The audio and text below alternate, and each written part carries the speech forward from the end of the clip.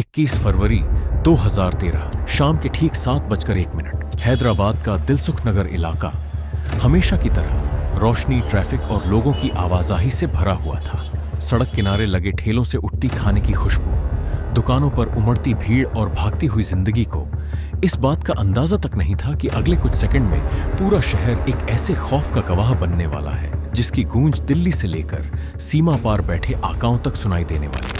अचानक एक जोरदार धमाका होता है, फिर दूसरा। पूरा इलाका धुएं, खून और चीखों से भर जाता है। जमीन पर बिखरे जूते, जलती हुई मोटरसाइकिलें और हवा में उड़ती धूल के बीच भारतीय सुरक्षा एजेंसियों को यह समझने में देर नहीं लगी कि ये हमला किसी साधारण आतंकी संगठन का काम नहीं था। ये उस अदृश्य नेटवर्क की वापसी थी जिसे दुनिया इंडियन मुजाहिदीन के नाम से जानती थी। एक ऐसा संगठन जिसका कोई स्थायी चेहरा नहीं था, कोई तय सीमा नहीं थी और जिसका सबसे खतरनाक हथियार बंदूक नहीं बल्कि इंटरनेट की वह अंधेरी दुनिया थी जहां पहचानें हर मिनट बदल जाती थी। दिल्ली के लोधी रोड स्थित खुफिया मुख्यालय के भीतर उसी रात कई बंद कमरों की लाइटें बुझी नहीं। कंप्यूटर स्क्रीन की नीली रोशनी में बैठे अधिकारी लगातार उन डिजिटल सुरागों को खंगाल रहे थे जो हर गुजरते सेकंड के साथ मिटते जा रहे थे। देश की सबसे बड़ी समस्या ये थी कि दुश्मन अब जंगलों या पहाड़ों में नहीं छिपा था।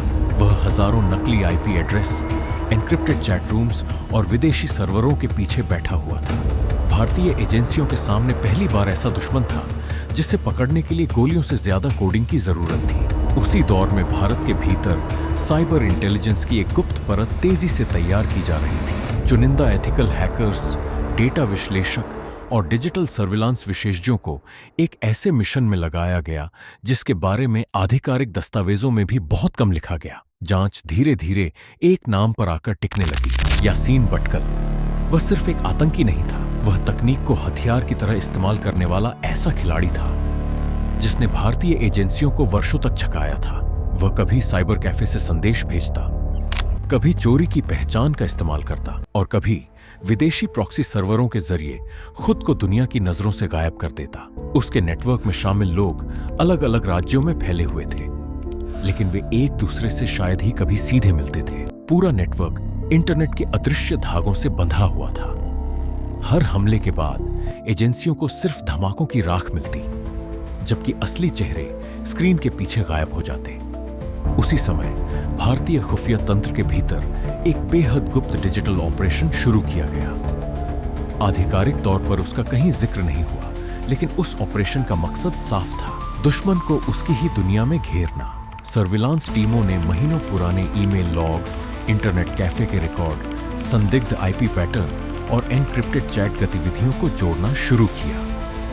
हजारों डेटा लाइनों के बीच कुछ ऐसे संकेत मिलने लगे जो सामान्य नजरों से दिखाई नहीं देते थे। कई बार पूरी रात सिर्फ एक डिजिटल लोकेशन की पुष्टि करने में निकल जाती। कभी कोई संदिग्ध सिग्नल कराची की तरफ जाता दिखाई देता तो अगले ही पल वह नेपाल सीमा के आसपास सक्रिय नजर आता। यह एक ऐसा चक्रव्यूह था जिसमें हर रास्ता झूठा भी हो सकता था और घातक भी। इसी दौरान राष्ट्रीय सुरक्षा ढांचे के भीतर एक नाम तेजी से प्रभावशाली हो रहा था, अजीत डोवाल। खुफिया दुनिया में वर्षों बिताने वाला यह अधिकारी अच्छी तरह समझता था कि आधुनिक युद्ध सिर्फ सीमाओं पर नहीं लड़े जाते। दुश्मन अब इंटरनेट की सुरंगों में छिपा बैठा था। बताया जाता है कि उसी दौर में भारतीय एजेंसियों को तकनीकी समन्वय और आक्रामक डिजिटल निगरानी पर असाधारण जोर देने के निर्देश दिए गए। साइबर विशेषज्ञों को खुली छूट दी गई कि वे नेटवर्क के भीतर घुसकर उन पैटर्न्स को पहचानें जो इंसानी आंखों से छूट जाते हैं। महीनों तक चली इस अदृश्य लड़ाई में सबसे बड़ी चुनौती थी धैर्य, क्योंकि सामने बैठा दुश्मन जानता था कि उसे ट्रैक किया जा रहा है। रियाज भटकल और उसके करीबी सहयोगी लगातार अपने डिजिटल रास्ते बदल रहे थे, लेकिन इसी भागदौड़ में एक छोटी सी गलती हुई। एक ऐसा डिजिटल संकेत जो कुछ सेकंड के लिए सक्रिय हुआ और फिर गायब हो गया। भारतीय साइबर टीमों ने उसी क्षण उस संकेत को पकड़ लिया।